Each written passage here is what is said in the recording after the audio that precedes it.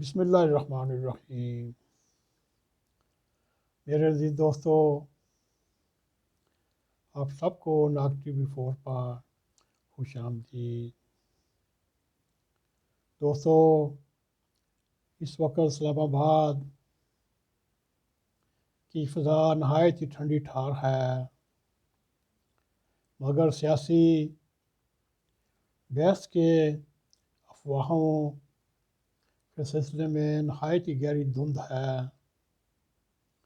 اس وقت پورے پاکستان میں صدارتی نظام کے نفاذ کی بات ہو رہی ہے۔ دوستو، یہ ایسا بھی نہیں کہ پاکستان کے عوام نے صدارتی نظام نہ چکھے ہوں۔ دوستو، یا بریگیڈ 11 وزیر اعظم house P T V channel پہ قبضہ کر لیتے ہیں اور ساتھ ہی 2-3 گھنٹوں کے بعد میرے ہم وطنوں کی آواز سنائی دیتی ہے، پھر لوگوں کو پتہ چلتا ہے کہ فوج نے پاکستان کی سیاسی اور جمہوریت کی بساط لپیٹ کر ملک میں صدارتی نظام نافذ کیا۔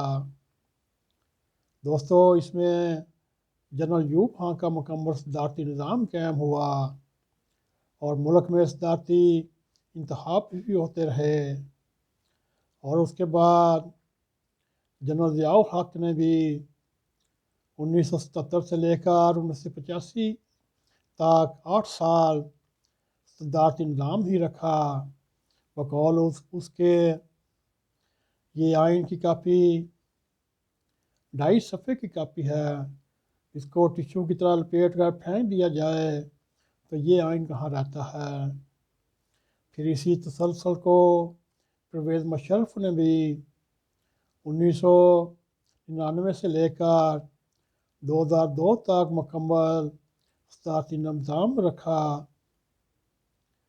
یحییٰ نے بھی جب تک ملک کے وطن عزیز کے 2 ٹکڑے نہ ہو گئے اس وقت تک ملک میں صدارتی نظام ہی رکھا۔ یہ صدر آنے والے آئین کو معطل کرتے اور خود کو عین ہی قرار دیتے اور یہ کہتے جو ہم نے کہہ دیا وہی قانون ہے۔ پاکستان کی عدلیہ نے بھی انہیں آئین میں تبدیلی کر کے لامحدود اختیارات اور صدارتی نظام کی فیور کرتے رہے۔ میرے عزیز دوستو، پاکستان میں صدارتی نظام کی ایک نہایت ہی گٹا سیاہ تاریخ موجود ہے۔ پاکستان نے باثیت قوم بھی ان صدارتی ادوار کی نہایت ہی بڑی اور بھاری قیمت چکانی پڑ رہی ہے۔ ہم اس پہ زیادہ دیر بات تو نہیں رکھ سکتے، مگر یہ آپ کو بتا سکتے ہیں۔ ہمارے دوست، جہاندیدہ دوست یہ کہہ سکتے ہیں بھٹو کی مارشل لا ایڈمنسٹریٹر بھی رہے، ان کی بات کیوں نہیں کی جاتی؟ دوستو، بھٹو کا اس لیے ذکر نہیں ہوتا، اس نے پاکستان کے 95,000 کے قریب جنگی قیدی انڈیا سے واپس لائے اور شملہ معاہدے کے مطابق ہزاروں ایکڑ زمین انڈیا سے واپس لی، اور پھر اس کا اس لیے ذکر نہیں کرتے۔ پھر اسی بھٹو نے ملک کو آئین دیا اور متفق کا آئین دیا جو آج بھی ہماری پہچان ہے، اور پاکستان پیپلز پارٹی کے فروخ لغاری بھی ایک نہایت ہی مضبوط صدر تھے، انہوں نے جمہوری حکومتوں تک ختم کیا۔ بے شک وہ ایک مضبوط صدر تھے، ان کو ارباب اختیار کی پوری حمایت حاصل تھی، مگر انہوں نے بھی جمہوریت کا تختہ کیا، لیکن آئین معطل کیا، نہ ہی صدارتی نظام نافذ کیا۔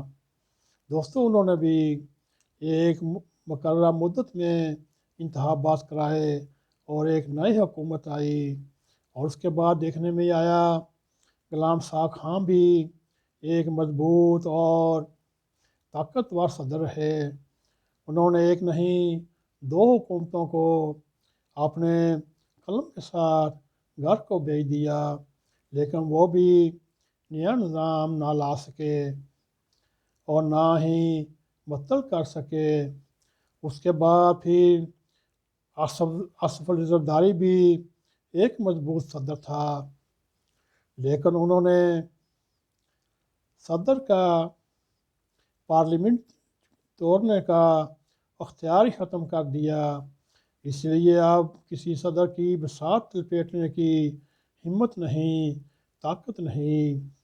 ہاں، اگر ان کو ارباب اختیار کہیں یا ارباب ریاست کہیں پھر وہ پنگا لے سکتے ہیں، مگر وہ بھی کسی اور طریقے سے۔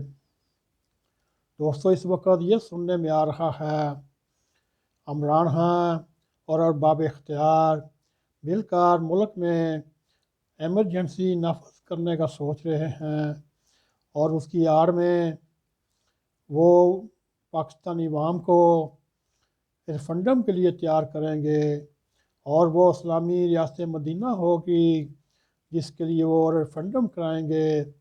اور ہم امید کرتے ہیں جس طرح جنرل ضیاء الحق کے صدارتی انتخابات میں نظام مصطفیٰ صلی اللہ علیہ وآلہ وسلم کا ذکر کیا، اس وقت بھی کسی آدمی نے مخالفت میں ووٹ نہ دیا، اس طرح وہ صدر بن گئے۔ اسی طرح عمران خان کی بھی یہی سوچ ہے، کیونکہ اس کی پرائم منسٹر کی اپنی سوچ نہیں ہوتی، اس کی سوچ پہ حضرت پیر صاحبہ کا کمال قبضہ ہے۔ جو حضرت پیر صاحبہ جو کہتی ہیں وہی عمران خان باہر آ کر ڈیلیور کرتے ہیں۔ دوستو اس وقت پاکستان میں صدارتی نظام کی راہ میں سب سے بڑی رکاوٹ قومی اسمبلی ہے، سینٹ ہے۔ اس لیے اگر کوئی بھی طبقہ وہ پاکستان میں صدارتی نظام رائج کرنا یا نفاذ کرنے کا سوچ رہا ہے، اس کو آئین سے ماروا کوئی قدم اٹھانا پڑے گا۔ اگر آئین میں طاقت ہوئی اس پہ 6 نمبر لگا کر بغاوت کا مقدمہ درج کیا جا سکتا ہے۔ اس کی زندہ مثال آپ کے سامنے جناب پرویز مشرف کی ہے۔ اس کو پشاور ہائی کورٹ کے ذریعے اس کو سزائے موت کی سزا ہو چکی ہے۔ اور دوستو آئینی ماہرین کی یہ بھی رائے ہے پارلیمنٹ کے پاس آئین میں ترمیم کرنے کا اختیار ہے کہ وہ صدارتی نظام کے حق میں آئینی ترمیم منظور کر سکتے ہیں، لیکن سمجھنے کی یہ بات ہے نظام حکومت اور آئین کے بنیادی شکل بدلنے کے لیے ایک نئی آئین ساز اسمبلی ہوگی۔ صرف وہی اسمبلی آئین میں تبدیل کرنے کے لیے مارز وجود میں آئے، اور یہ وہ کام کر سکتی ہے جو عملی طور پر ناممکن ہے۔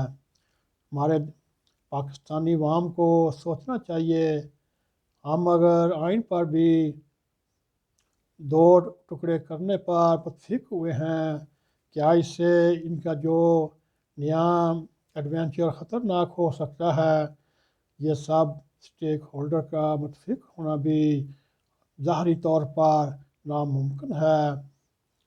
لہذا یہ کام ڈنڈے سے ہی لیا جا سکتا ہے، اور ڈنڈے سے ہی کاموں کی ناکامی، اور سپریم کورٹ کی بھی اس کو اجازت چاہیے، اور سپریم کورٹ کے ماتھے پر بھی داغ پر داغ لگے ہوئے ہیں، وہ ماضی ان کا ہمارے سامنے ہے۔ اگر ہم کچھ کہنے کی کوشش کریں گے ہو سکتا ہے ان کے پر جلنے پر ہم کی کم بختی نہ آئے، یا ہم کو نہ انٹرویو پہ بلا لیں، اس لیے ہم یہ جاننا چاہتے ہیں کہ جمہوریت کو کتنی دیر تک محفوظ رکھا جا سکتا ہے اور صدارتی نظام کو نفاذ کرنے کے لیے اور ہمارے پاس کیا کیا طریقے ہیں۔ دوستو، ویسے ریاست پاکستان میں جمہوریت اور آئین کے خلاف بات کرنے اور لکھنے کا پورا موقع ہے۔ دوستو، یہ تھا اس وقت پاکستان میں صدارتی نظام اور جمہوریت کا تذکرہ یہ ہو رہا ہے۔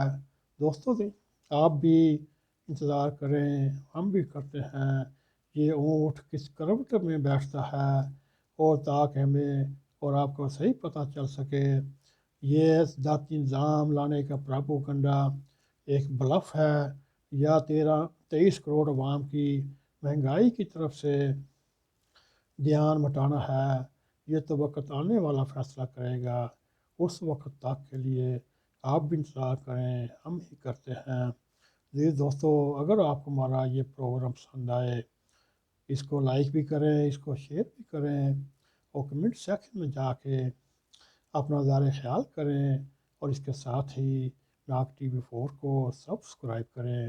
دوستوں، ہمیشہ کی طرح جاتے جاتے بیل آئیکن کو کلک کریں تاکہ ہماری تازہ ویڈیو آپ تک پہنچتی رہیں۔ اسی کے ساتھ ہمیں اجازت دیں۔ السلام علیکم ورحمۃ اللہ وبرکاتہ۔